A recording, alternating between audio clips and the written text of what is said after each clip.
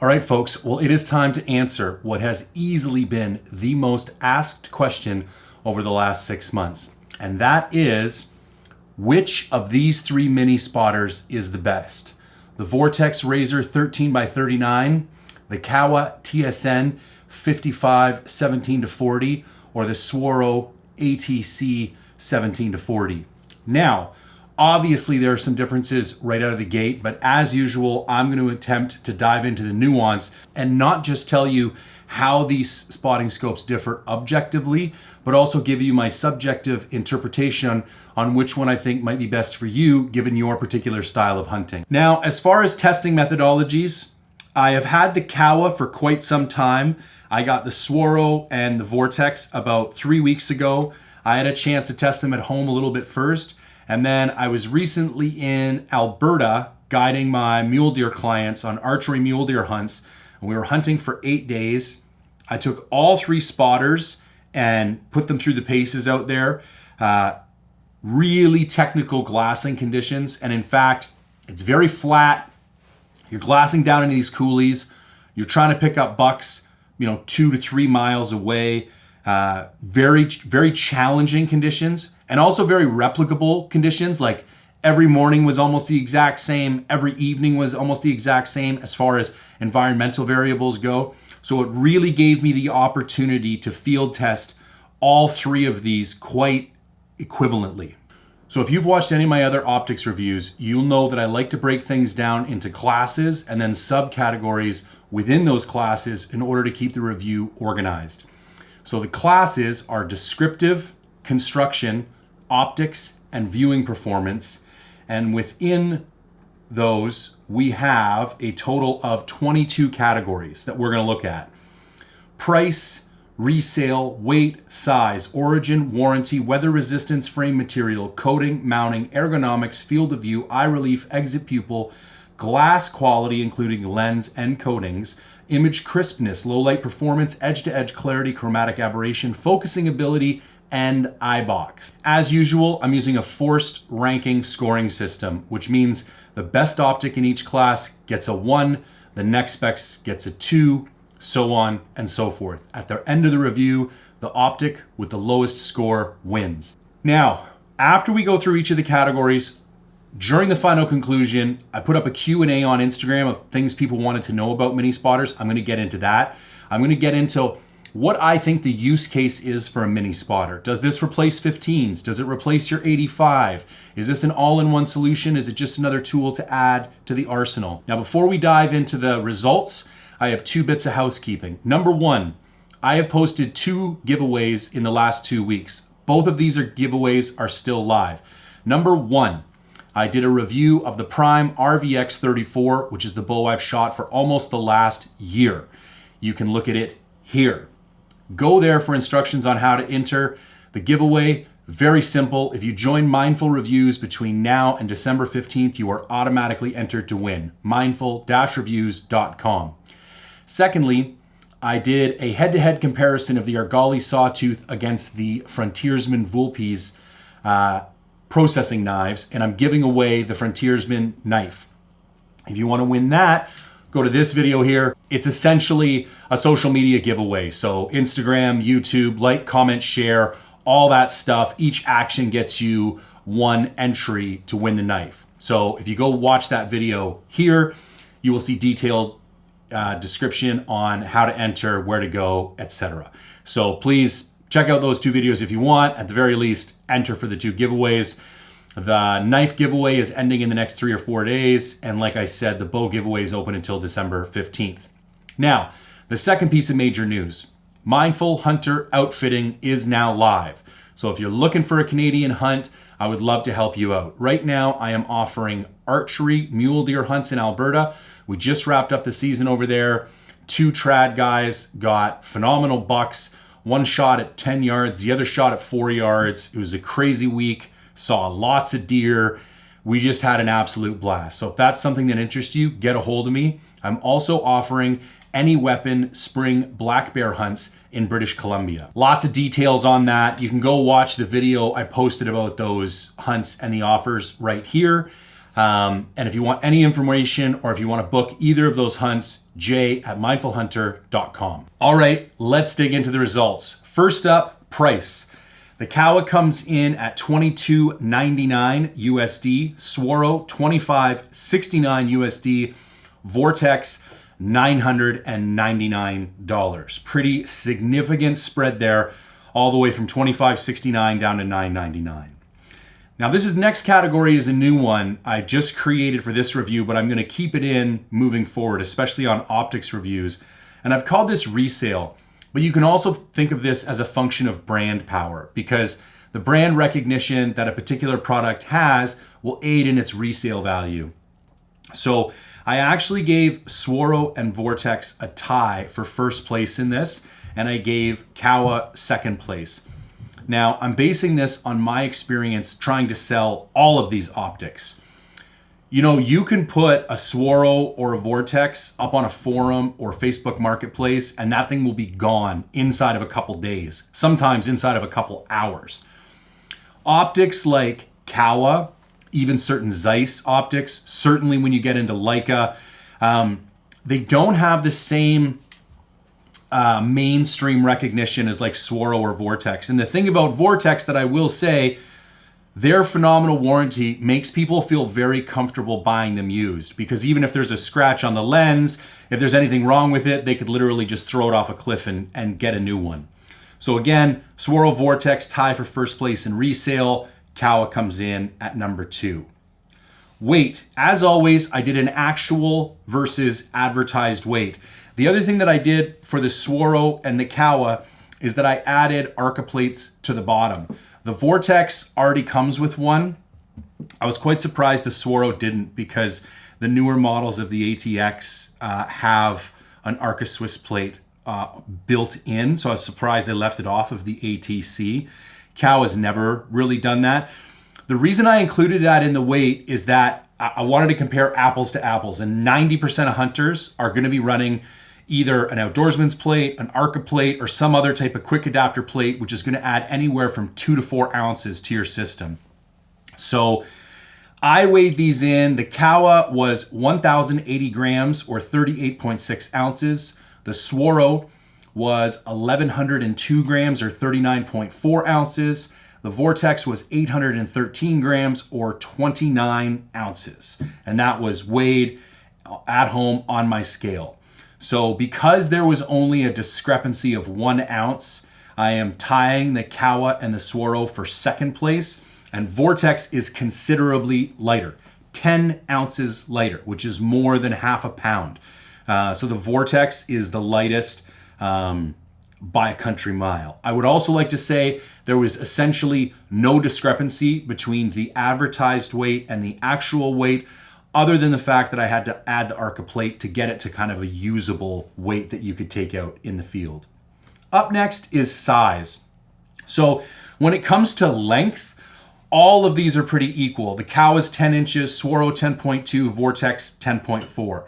However, I didn't think length alone gave a real full picture of the size. If you look at the Swaro and the Vortex, they're almost an identical form factor.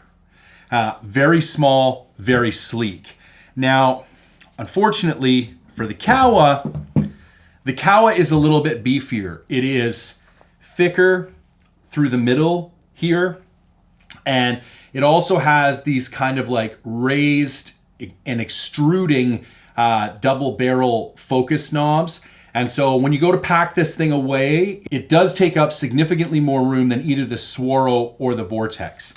Now, that being said, all three of these are significantly smaller than even like a 66 or any other what previously would have qualified as a mini spotter. So they're all very small and pack up quite easily. So if we go to the totals for that class, Vortex wins that class. Clearly, it's the lightest, it's the cheapest, coming in at a score of 4. Swaro gets second place with a score of 7, and Kowa comes in at 8. Now we are going to move on to the construction class. First up is country of origin. So Kowa is made in Japan, Swaro is made in Austria, and Vortex is made in China. So Swaro gets first place, Japan gets second place, and Vortex gets third place. Quick refresher on that. It is pretty reliable that the country of manufacture dictates the quality. Like you can say very safely that for the most part, optics that are made in Japan are better than optics that are made in China. You can take that one step further and say European optics are even better than those made in Japan or China. And that's kind of true across the board. So I kind of gave up a long time ago trying to estimate manufacturing quality. And instead, I use this country of origin as a proxy for the quality of manufacturing. So that's where they sit there. Up next, warranty. Vortex comes in first place with that unconditional lifetime warranty. And then the Kowa and the Swaro tie at second place with a 10-year limited warranty. I would like to put a little bit of an asterisk beside the Swaro. I don't have much warranty experience with the Kowa, and I don't know people who have had much warranty experience with the Kowa. I have extensive, through my network, experience with the warranty in Swaro. I've never heard of anyone left hanging by a Swaro warranty. Typically, they fix anything. So yes, it's not the same, written in stone, unconditional lifetime warranty that Vortex gives you, but I would not let the lack of that in writing inhibit you from buying a Swaro, because every time I've heard of somebody taking something in for warranty repair, worst case scenario, if it was super old and super beat up, they charged you like a minimal hourly fee of like $100 or $150 and kind of rebuilt your entire optic or sent you something new. So I just wanted to throw that in there. Let's discuss weather resistance.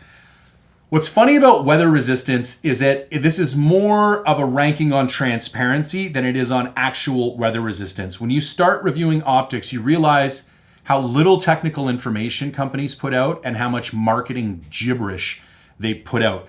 So as best I can tell, Swaro comes in at first place because they give it a 13-foot or 4-meter submersion rating. I wish they used the IP scale ingress protection and gave it like a two-factor number, because this would let you know the solid ingress protection and the liquid ingress protection.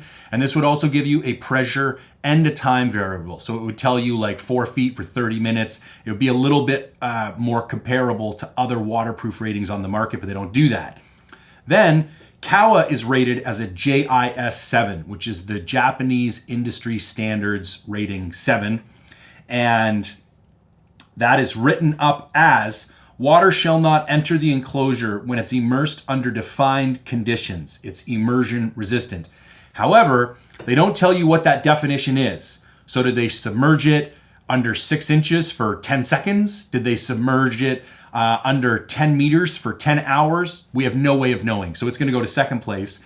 And then Vortex, as usual, shares zero actual technical information other than their kind of typical marketing jargon. And it just says waterproof and fog proof, but it doesn't indicate how waterproof or fog proof or what kind of rating or conditions it would remain waterproof and fog proof under. Frame material. This one's simple. Magnesium alloy across the board.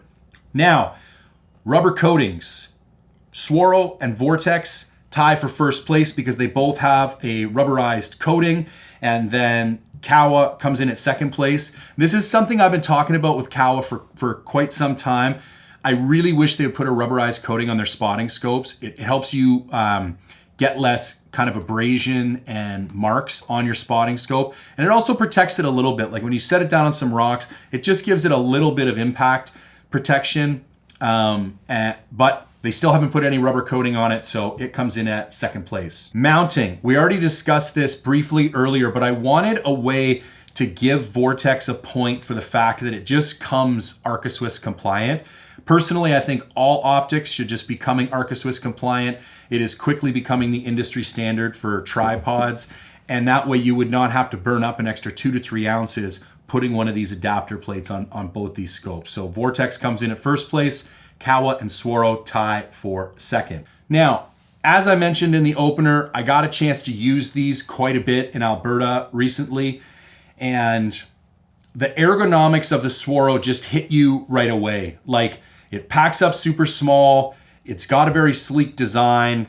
Your hand naturally falls on the focus wheel. The zoom wheel is like nice and big, easy to grasp. Both of the wheels have just enough tension that you don't kind of fly by when you're pulling focus, but they're not so stiff that they make it hard to adjust without reducing stability on the tripod. The Kowa, the thing that stands out right away ergonomically is this double barrel focus knob. It's probably the nicest focus knob on the market right now. I've looked at a lot of Kowa spotting scopes, and it's so easy to dial in focus, and it's got the right amount of resistance. Again, the eyepiece is nicely adjustable. Some people complained that they didn't go with the removable eyepiece so that you could interchange the eyepieces with the other Promenade series. So the 66, the 77, the 88, and the 99, all the eyepieces are interchangeable with each other. But you cannot do that with the 55. This is mounted directly to it. Now the ergonomics is where the user experience of the Vortex really fell apart for me.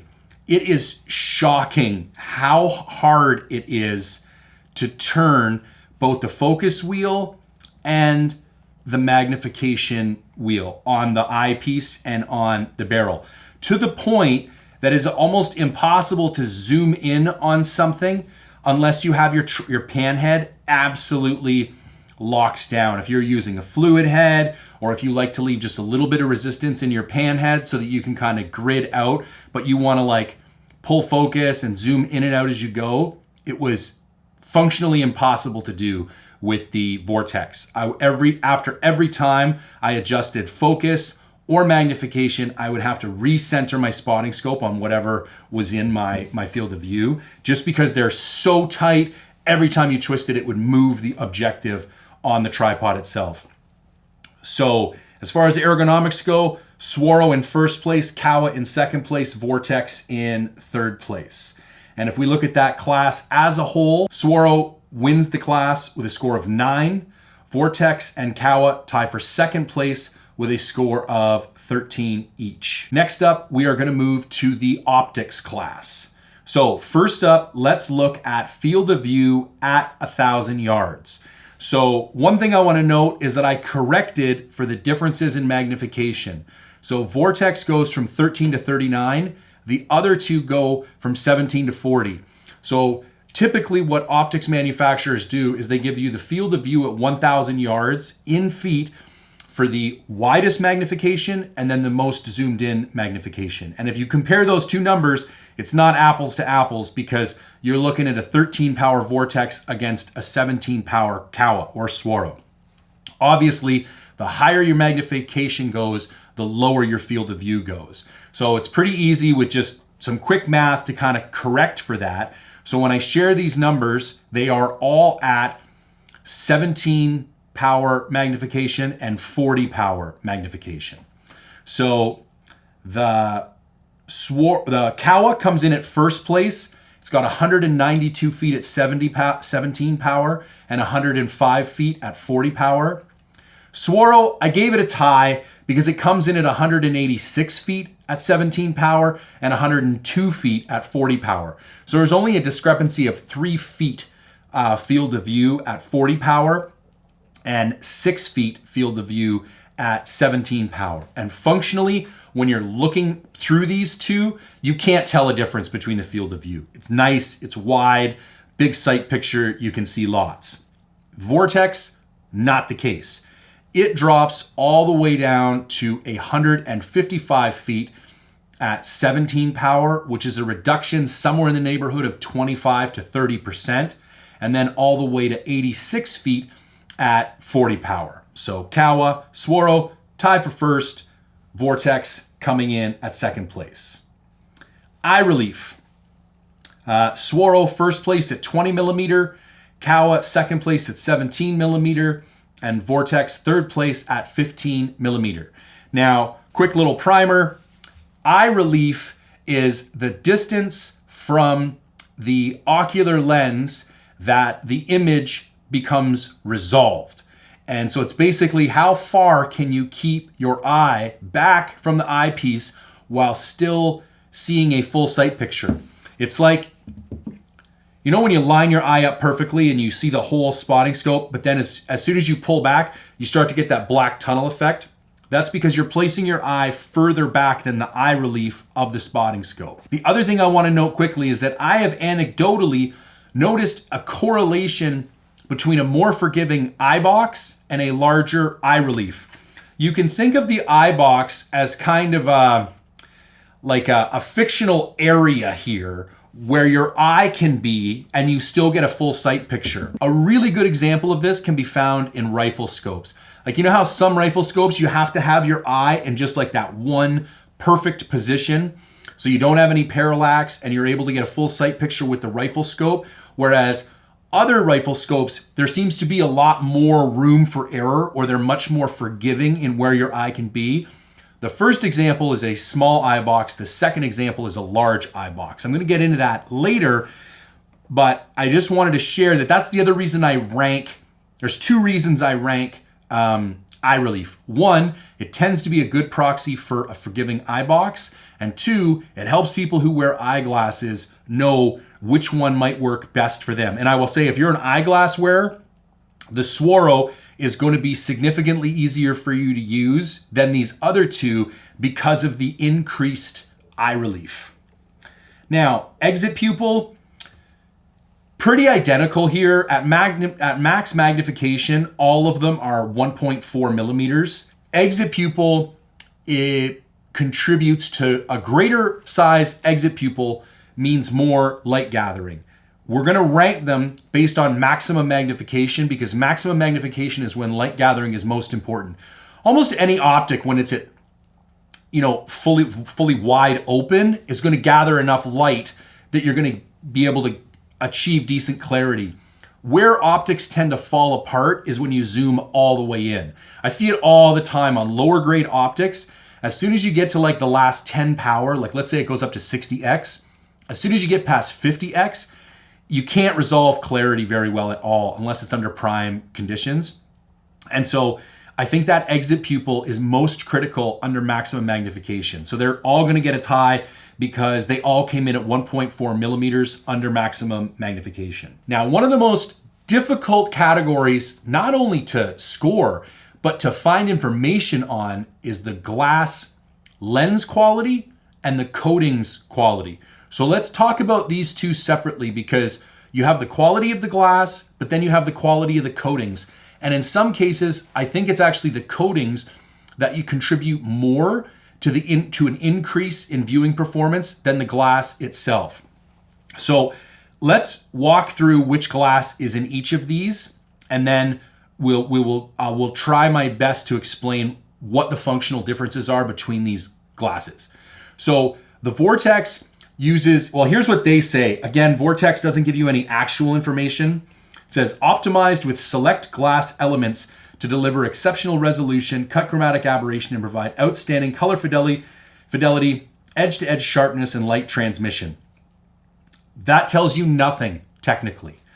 However, if you dig into the glass in the rest of the Razor line, they use an HD or an ED glass. This is the same thing. HD can stand for high definition. ED stands for extra low dispersion. This is essentially entry-level glass. If you look at the lower priced Mavens, if you look at Vortex, if you look at any entry-level optic, they're going to use ED glass. It contains no fluoride whatsoever. So it's kind of like base model glass. That's what's in the Vortex. Next, we move on to the Swaro, which have fluoride-containing HD lenses. You're going to notice a trend here. No fluoride in the Vortex, fluoride-containing in the Swaro, and the Kowa uses a pure fluorite crystal. Fluorite crystal is technically not even glass. It is a lab-grown substance that is pure fluorite. So if we want to go just on the quality of the glass alone, the Kowa wins because pure fluorite crystal is of higher quality than any other glass, regardless of dispersion, fluoride content, or any other marker it might have. Now, another example of how we can see the difference between ED and fluoride containing glass illustrated is in the Maven lineup. So their CS line of spotting scopes is extra low dispersion glass, and their S line of spotting scopes is fluoride containing HD glass. I have one of the newer S line, the 67 millimeter, and the optical performance is quite something else. I am very, very impressed with that spotter for that price point. I'm just putting the finishing touches on that review. It should be out in the next week or two. I have tested some of the CS line. I was very disappointed. So you can see as you move up in price from the CS to the S line in the Maven, you move from this extra low dispersion glass to this fluoride containing HD glass. Let's talk a little bit about coatings. Coatings are another area where all of the companies, no one is, free from doing this, use almost pure marketing jargon. I have no way quantitatively to tell you why or how Swaro coatings are any better than Vortex coatings because it's all just a bunch of marketing gibberish. Here's what I can tell you. They typically apply 3 layers of coatings. One will have to do with glare, one will have to do with optical clarity, and one will have to do with some type of protection. And almost all optics do that. However, the coatings are not created equally. And I'm going to use another example from 2 different manufacturers to illustrate that. There is an optic manufacturer named Tract. They make very good kind of value-based optics.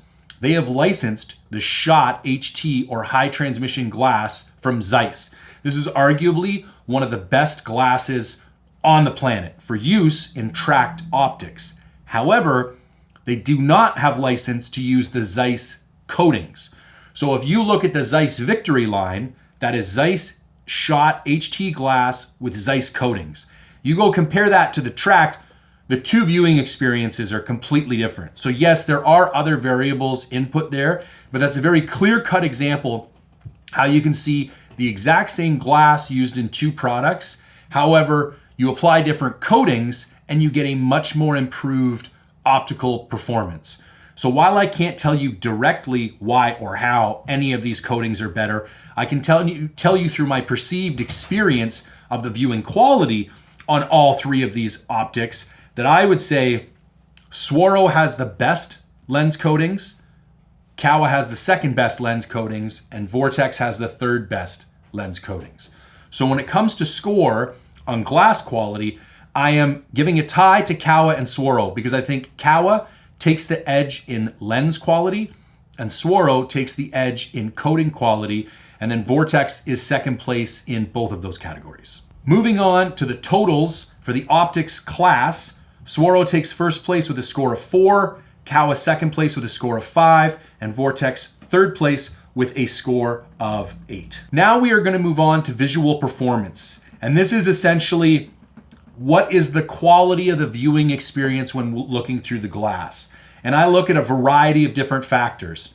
Image crispness, low light performance, edge-to-edge clarity, chromatic aberration, focusing ability, and eye box. The first 4, image crispness, low light performance, edge-to-edge clarity, and chromatic aberration, we're going to stick together and discuss them all at once. I could not tell the difference between the Kowa and the Swarovski as far as the viewing performance goes on all those categories I just mentioned.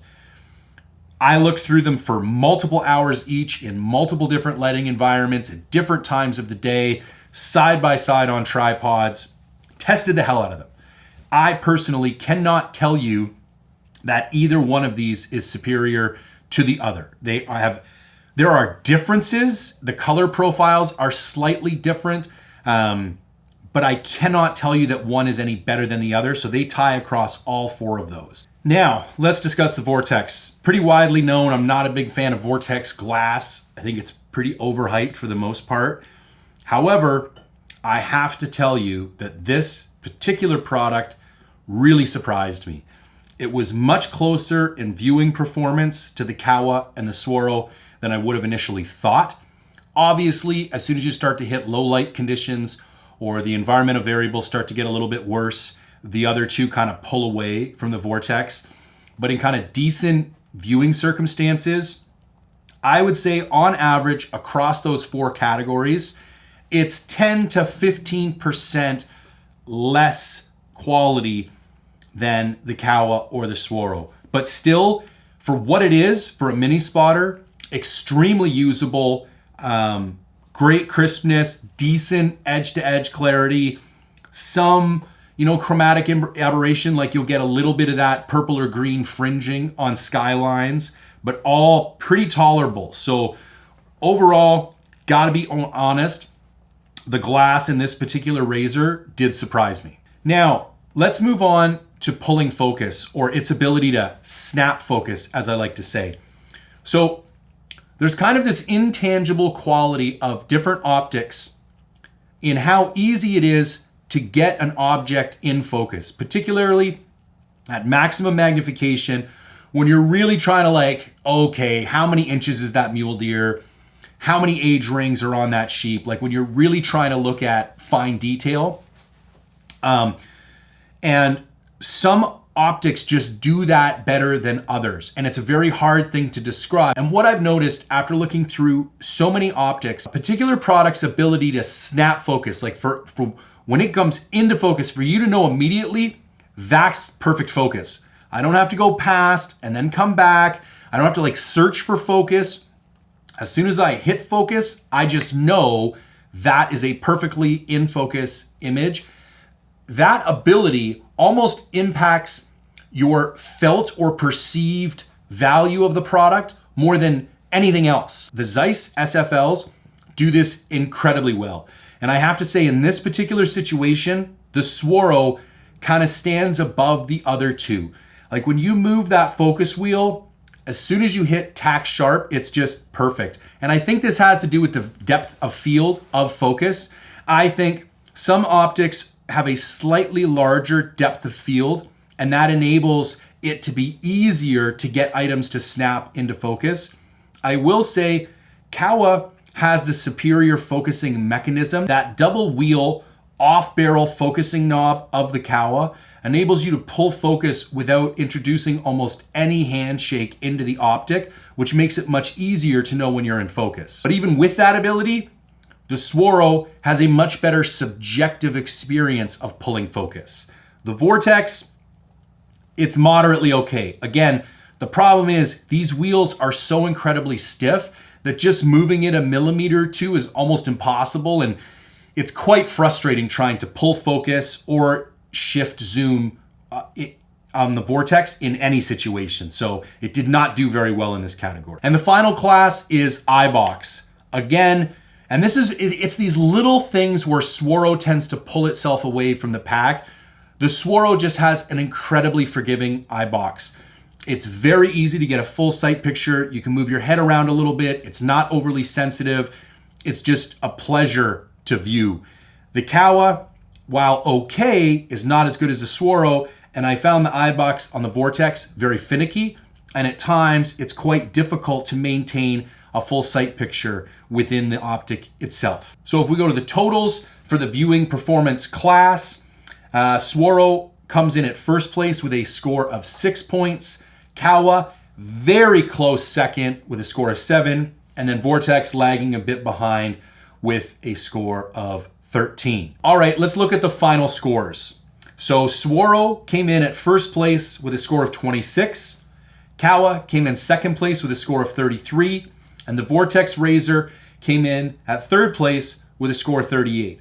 But sometimes score doesn't tell everything. So I want to now wrap up with some final conclusions and just thoughts on mini spotters in general. So first of all, where do I think mini spotters fit?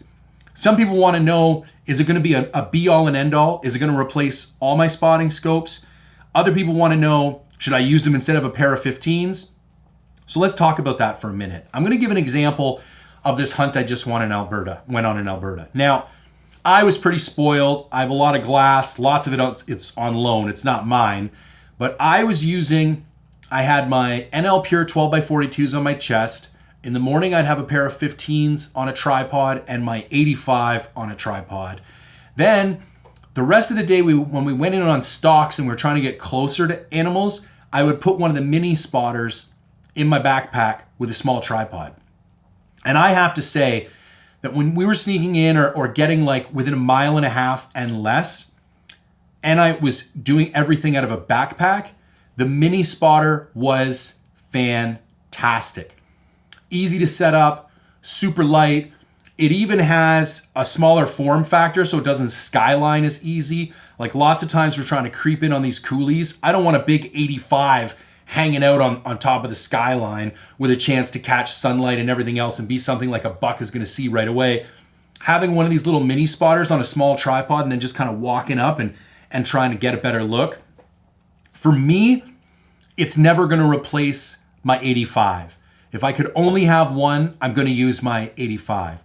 I see it more as an additional tool to the arsenal. However, I know people like my buddy Ben Reynolds up in Alaska. He almost exclusively uses his ATC now. He never takes out his 66 Kowa, barely ever anymore. And I'm not even sure if he owns a larger spotting scope. Now, Ben is an extremely experienced sheep hunter who's trying to get pretty close to sheep. And so I can see how somebody like that could take advantage of a smaller scope. I don't think you can still do as good of landscape level glassing and gridding, but a lot of people don't like to use their spotting scope for that. They like to use their binoculars for that. And then once they've located an animal with their binoculars, they use their spotting scope to get a closer look. So if you're one of those people, it is quite possible that you could eradicate the need for a big spotter and just go with binos and a mini spotter. Now, do I think spotters replace 15s? I actually think it's, again, more of a compliment. Like if you were going on a partner hunt and you each had chest binos, I think one person could bring 15s and one person could bring the mini spotter. Because I still think, especially for things like mule deer or goats or sheep, I have fallen in love with 15s all over again. And a little bit of foreshadowing here. Next week, I will be releasing my 15 power comparison review where I looked at the Swaro SLCs, the Maven B5s, and the Sig Zulu 10s, all in 15 power. And I've been using 15s all season on all my hunts. And as far as landscape level glassing, I don't think anything beats maybe the BTX because you have, dual eyepiece, but I don't think any spotter on the market beats the efficiency of 15 power binoculars if you're going to glass the entire environment. So to be able to glass the environment, find an animal, and then zoom in with a mini spotter, I think that can be a fantastic compliment. Finally, somebody asked, do I think you can use mini spotters for sheep or goats? I think absolutely. If you're actually trying to age a sheep or a goat, you're going to have to get closer than 500 yards to reliably age that because of environmental conditions like heat waves, wind shake, all that other kind of stuff. I don't care how good your glass is, unless the environmental variables are absolutely perfect, you're still going to have to get sub 500 yards to get a reliable reading on that animal's age. And by that point, when you're that close, I think one of these is perfectly capable of aging a sheep or a goat. Again, what it's not going to do as well because it doesn't have the field of view or the light gathering ability of an 85 is giving you that landscape level glassing capability that the bigger glass does. So with all that being said, what's my personal recommendation? We all know that as far as the rankings go, Swaro's in first, Kowa's in second, Vortex is in third. So if it was me and the funds were not an issue, I would buy the Swaro all day. There's only $260 difference between the Swaro and the Kowa. And in my opinion, it's well worth the extra $260 as far as the packability of it, its ability to snap focus, just everything about it for an extra $260, the resale value ability, you're going to be able to sell one of these in a heartbeat. Trying to sell this Kowa on Facebook Marketplace or a forum, is going to take a while unless you live in a big city with lots of hunters. And so for me, if budget's not an issue, I am going with the Swaro. Now, if you are truly a glassing nerd and you know a lot about glass and you really want to make sure you're using, like, you're just got that OCD, I want the absolute best glass possible, I'm telling you to go Kowa. Nothing touches that fluorite crystal. I think for the birding community, because colorization is so much more important to them, we don't really care that much of the color profile of glass, like clarity, edge to edge clarity, chromatic aberration, image crispness. These things are more important to us. But when you get into birding and color profile is more important, this is where the Kowa kind of starts to pull away from the Swarovski a little bit. So for that group, go with Kowa. You will never regret your purchase. It is a phenomenal product. Now, this might be the first time I'm ever going to do this in the history of my reviews. If budget is an issue, I don't have any problems recommending this Vortex. I'm going to tell you right now, it's going to piss you off because of how hard it is to zoom in and pull focus. Maybe as you break in the optic, that's going to get easier. Maybe you could, send it back in and get them to oil these components. I don't even know. But listen, it's $1,000. This one is $2,300 and this one is almost $2,600. It is almost a third of the cost of the Swaro. You could almost buy 3 of these for 1 of these. It is so much cheaper. And the optical performance is so close. Like it's not a Kowa or a Swaro, don't get me wrong. But normally when I'm looking through glass of this quality compared to glass of this quality, it's like night and day. That is not the case. Maybe because it's a smaller spotter, so it's less important. I don't know. Maybe they've improved some of their production methods. I don't know. But if budget was a huge issue, again, I would be less likely to rely on this as my go-to spotter simply because it's such a pain in the ass to work with. But if you're looking for that final approach spotter, like we were in Alberta, like I know there's a buck in there, but like what's the class? So maybe you're a hunter, it's like I'm not shooting anything under 180, and you really gotta get into like 200 yards and you want to put something on a tripod and really be able to pick apart that animal. You can do that with the Vortex. The focus and magnification knob are going to piss you off, but the optical clarity is there. So that would be my recommendation. First choice, Swaro. Glass nerd or birder, go with the Kowa. If you're on a limited budget and you're willing to live with some of the frustrations, I think this Vortex is going to do what you need it to do for a potential option. So there you have it, folks. My review based on my testing and my experience of probably the 3 most popular mini spotters on the market right now. If you have any additional insights, please drop them down below. Remember, Prime RVX 34 giveaway. Check out that video. Frontiersman Vulpes giveaway. Check out that video. And Mindful Hunter Outfitting is now live. Archery Alberta mule deer hunts, any weapons spring black bear hunts in British Columbia, jay@mindfulhunter.com. If you can engage with this video in any way, shape, or form, like, comment, share, subscribe, it would be greatly appreciated. And as always, thank you for tuning in.